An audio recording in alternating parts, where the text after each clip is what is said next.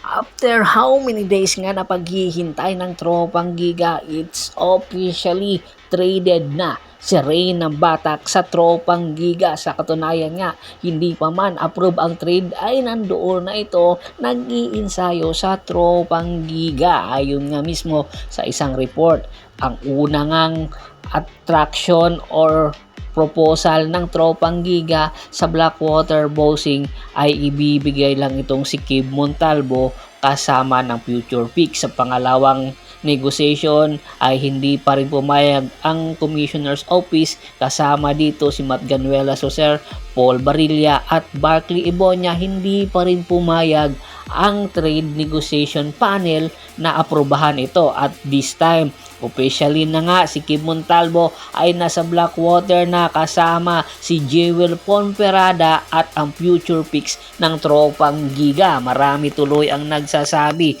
isa ng blockbuster na kupunan ang tropang Giga, pero dapat daw pagtuunan pansin niya ng tropang Giga ang kanilang point guard dahil nagkakaedad na nga itong si Jason Castro.